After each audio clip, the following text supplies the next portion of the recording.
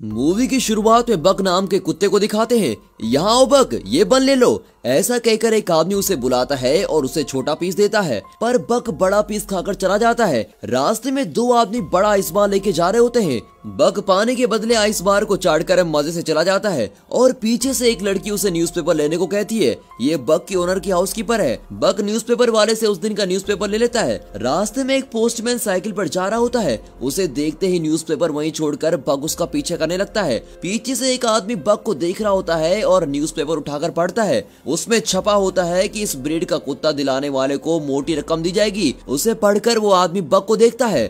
बक postman का पीछा नहीं छोड़ता और कुछ दूर पर बेचारा पोस्टमैन गिर जाता है। वो हाउसकीपर से कहता है कि कुत्ता संभालो मैडम, मुझे मरवाओगी क्या? वो लड़की बक से कहती है, बक तुम घर जाओ और सबको जगाओ, गुड बॉय।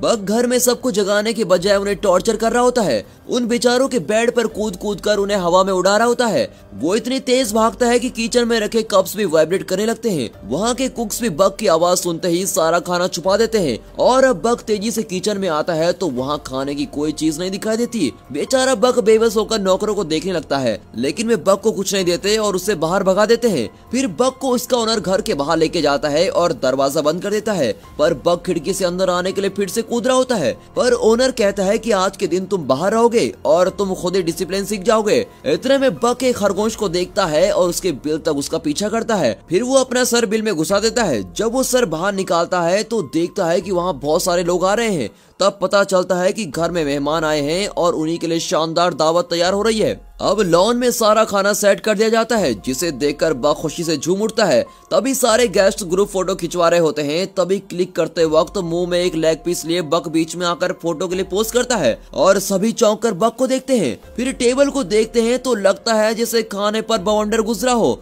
ओनर गुस्से में बक के मुंह से लेग पीस खींचता है, पर उसके हाथ में सिर्फ हड्डी आती है। स्मार्ट बॉय बक ने मांस ऑलरेडी खा लिया होता है। उस रात ओनर उसे डांटता है कि एक दिन भी तुम डिसिप्लिन फॉलो नहीं कर सकते क्या?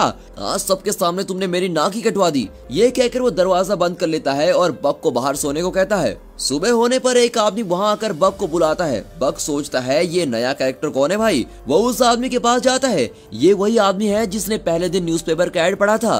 बक उसकी गाड़ी में बहुत सारा खाना देखता है और उसके अंदर चढ़ जाता है। तब अचानक कुछ लोग दरवाजा बंद कर देते हैं। अब वे बक को ट्रेन में कहीं लेके जा रहे होते हैं।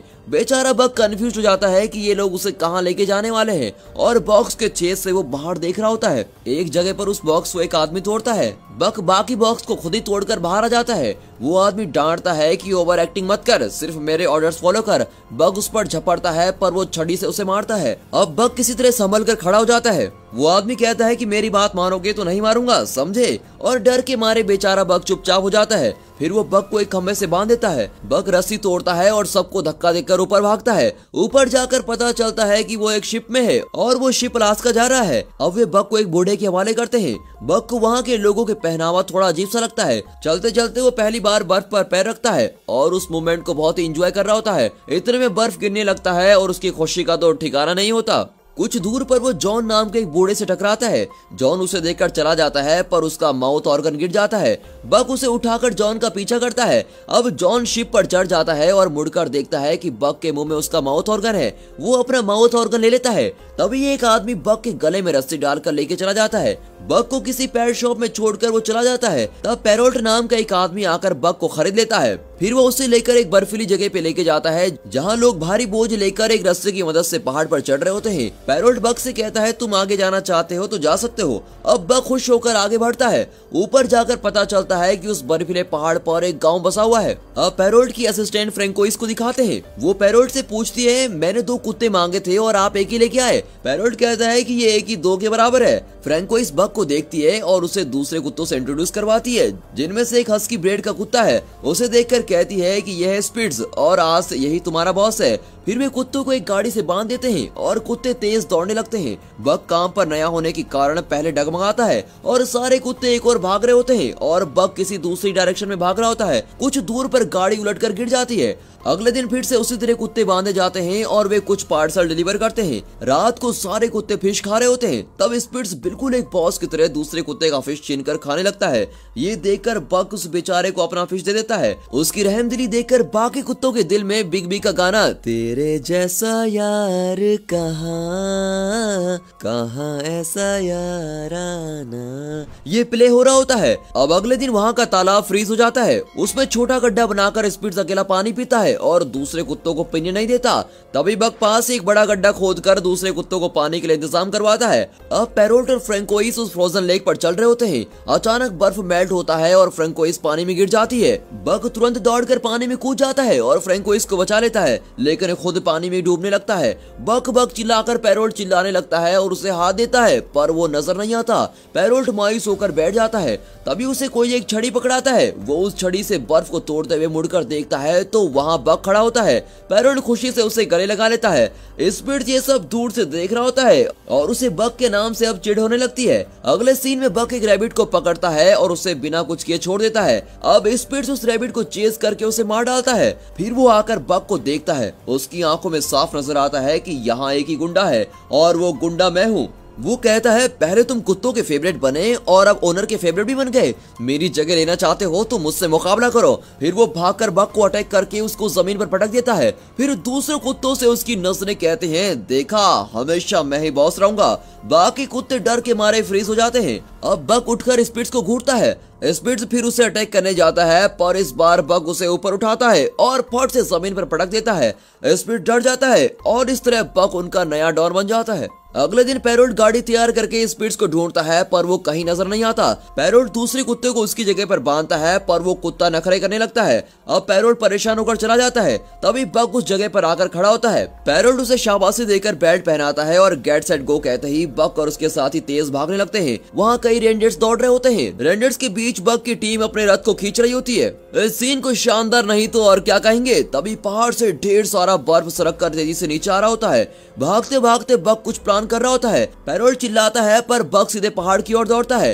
पहाड़ के नीचे गुफा होती है और बक की टीम तेजी से उस गुफा को पार कर लेती है और वे दूसरी तरफ निकल जाते हैं। इस तरह हमारा समझदार बक सबको बचा लेता है। फिर वे अपने डेस्टिनेशन की ओर दौड़ रहे होते हैं, पर वहाँ लोगों को देखकर बक सडन ब्रेक मारता है। उसे पता नहीं होता कि अगले सेकंड सारे कुत्ते उसके ऊपर क्रश करने वाले हैं। ये देखकर तो हमें भी हंसी आ जाती है। तभी पैरोट बक को बताता है कि हम सिर्फ लेटर्स डिलीवर नहीं करते, बल्कि उनमें कई लोगों का दुख सुख प्यार जैसे कई इमोशन का पैकेज डिलीवर करते हैं और ये हमारा काम नहीं बल्कि हमारी जिम्मेदारी है। अगले दिन वहाँ जॉन को देखकर बक फिर अचानक रुक जाता है और उसके साथी भी रुकते हैं, पर झटके की वजह से पैरोट गिर जाता है और पूछता है यार बक तू हमेशा सडन ब्रेक क्यों मारता है। इतने में जॉन एक लेटर देकर कहता है सॉरी मैं लेट पहुंचा, पर यह खत मेरे बीवी को दे दीजिए। बक वो खत पैरोट को दे देता है और अब गाड़ी आगे बढ़ती है। एक दिन पैरोट को खत मिलता है कि ये डिलीवरी सर्विस बंद हो चुकी है और आगे से तुम्हें काम नहीं दिया जाएगा।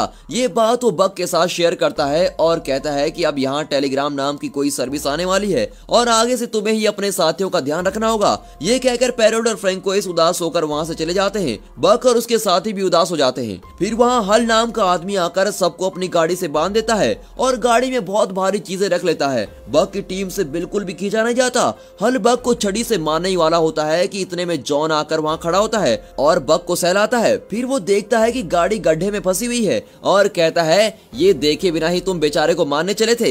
ये कहकर वो गाड़ी को रिलीज करता है। फिर बक की टीम गाड़ी को खींचकर लेके जाती है। कुछ दूर पर वे पहाड़ पर चढ़ रहे होते हैं, पर बक की टीम उतना भारी वजन नहीं उठा पाती। सभी कुत्ते थक जाते हैं और बेचारे सिगड़ कर नीचे गिर जाते हैं। तब हल उन्हें बेरहमी से मारता है, पर उनसे उठा ही नहीं जाता। फिर वो बक को शूट करने वाला होता है। इतने में जॉन वहाँ पहुंच जाता है और गुस्से में उसे धक्का दे देता है। फिर वो गन दिखाकर उसे डराता है। हल कहता है ठीक है तुम बक को ले जाओ, पर बाकी कुत्तों को हाथ मत लगाना। तब जॉन कहता है बर्फ पिघलने लगा है, अब तुम उस तरफ जाओगे तो ना तो तुम जिंदा बचोगे और ना ही ये कुत्ते। पर वो आदमी जिद करता है और बाकी कुत्तों को साथ लेकर चला जाता है। जॉन बक को अपने घर लेके जाता है और बक वहीं आराम करता है।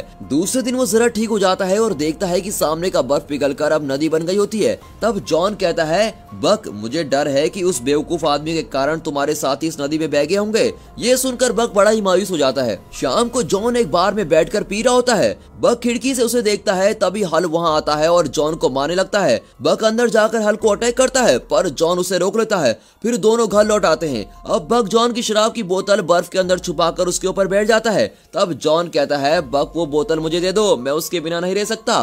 वो बक को हटाने की कोशिश करता है पर बक वहीं अड़ा रहता है। जॉन कहता है तुम तो वाकई स्ट्रांग हो, पर यार मेरे बेटे की मौत के बाद मेरी वाइफ और मैं अलग हो गए थे, इतने साल में यहाँ अकेला रहा और अब तुम ही मेरे साथी हो। उसकी बात सुनकर बक उससे चिपक जाता है। अगले दिन जॉन एक मैप दिखाकर कहता है कि मेरा बेटा ऐसी जगह जाना चाहता था जो किसी मैप में नहीं है, क्या तुम ऐसी एडवेंचर ट्रिप पर मेरे साथ चलोगे। फिर दिखाते हैं कि जॉन और बक एक छोटी बोट पर बैठकर नदी में जा रहे होते हैं और एक खूबसूरत एरियल शॉट में पानी के अंदर की मछलियां साफ दिखाई देती हैं। दोनों दिन भर बोट में ट्रेवल करते हैं और रात को एक जगह रुककर आराम करते हैं। इस तरह उनका सफर चल रहा होता है। यहाँ हल जॉन के घर पहुँचता है। जॉन तो वहाँ होता नहीं, पर उसका मैप हल के हाथ में लग जाता है जिसमें उसने एक जगह को मार्क किया होता है। हल सोचता है कि जॉन किसी खजाने की तलाश में वहाँ गया होगा और खुद भी जाने का फैसला करता है। अपने सफर के अंत में जॉन और बक अपनी डेस्टिनेशन पर पहुंच जाते हैं। वहाँ का खूबसूरत सनसेट देखकर वे पुराने घर में पहुंचते हैं जो धूल मिट्टी से भरा होता है। उस घर को साफ करके जॉन और बक वहाँ रहने लगते हैं।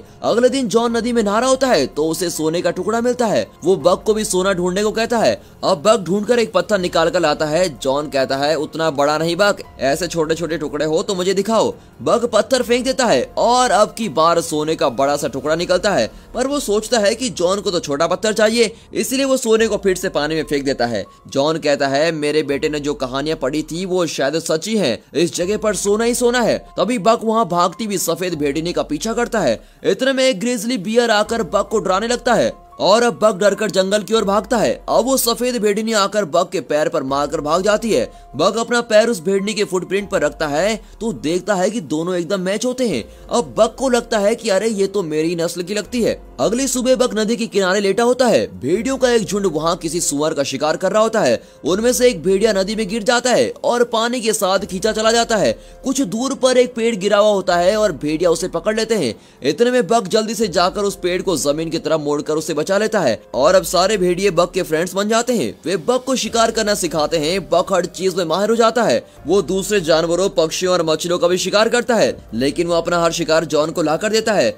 जॉन हंसकर कहता है कि यार तुम्हारे रंग ढंग से तो लगता है कि तुम मुझे आदि मानव बना दोगे। जॉन देखता है कि बक उस सफेद भेड़नी के साथ घुल मिल गया है और उसने अपना जीवन साथी ढूंढ लिया है। उस रात वो बक से कहता है कि ये दुनिया बहुत ही बुरी है, कल क्या होगा ये कोई नहीं बता सकता। मैंने सोचा भी नहीं था कि मैं अपने बेटे को खो दूंगा, पर आज उसके बिना मैं अकेला जी रहा हूँ और अब तो मैं बूढ़ा भी हो चुका हूँ। तुम अपने जीवन साथी के साथ खुश रहना, इंसानों के झंझट में मत पड़ना। अब मेरा अंत आ गया है और मैं अपनी आखिरी सांस यही लूंगा। ये कहकर वो घर के अंदर चला जाता है। बक जंगल में जाकर भेड़ियों के साथ रहने लगता है। अब दिखाते हैं कि वो पुराना घर जल रहा होता है। उसे देखकर बक जंगल से निकलकर घर की ओर भागता है। इतने में हल जॉन को शूट कर देता है और उससे सोने का टुकड़ा मांगता है। जॉन उसे सोना दे देता है। सोना लेने के बाद हल उसे फिर से शूट करने जाता है कि इतने में बक उस पर अटैक करता है। हल उसे छड़ी दिखाता है, लेकिन बक छड़ी को मुंह में पकड़ लेता है और छड़ी के साथ ही हल को जलते हुए घर के अंदर खींच ले जाता है। उसे वहीं छोड़कर वो जॉन के पास आता है। जॉन की आंखें भर आती हैं और वो कहता है बक तुम मेरे लिए वापस आए, मेरा आखिरी समय आ गया है, तुम जाओ और अपने साथियों के साथ खुश रहो। ये कहकर वो बेचारा वहीं दम तोड़ देता है। अब बक वापस जंगल में अपने साथियों के साथ चला जाता है। फिर दिखाते हैं कि बक और सफेद भेड़नी के बच्चे हो जाते हैं। तभी एक दिन वही ग्रिजली बियर आकर बक को डराने लगता है। अब बक निडर होकर उसकी ओर जाता है तो वो ग्रिजली बियर चुपचाप रास्ता छोड़ देता है। अब बक जले हुए उस घर को देखता है और उसे उन सब की याद आती है जिन्होंने उसे पाला पोसा था और मुश्किल समय में उसका साथ दिया था। फिर ये सोचकर उसका चेहरा खिल जाता है कि कई मुश्किलों को पार करने के बाद अब वो एक झुंड का लीडर बन गया है। और बक की इसी सफलता के साथ ये मूवी यहाँ पर खत्म होती है। बक की लाइफ की तरह हमारी लाइफ में भी कई सारी प्रॉब्लम्स आएंगी, रास्ते बदलेंगे, लेकिन हम अपना लक्ष्य जरूर पाएंगे। और इसी विश्वास के साथ हम आपसे विदा लेते हैं। पर जाने से पहले आप इस वीडियो को लाइक और चैनल को सब्सक्राइब जरूर कीजिए और हाँ, साथ ही अपने फ्रेंड सर्कल में इस वीडियो को शेयर जरूर कीजिए। And finally thanks for watching.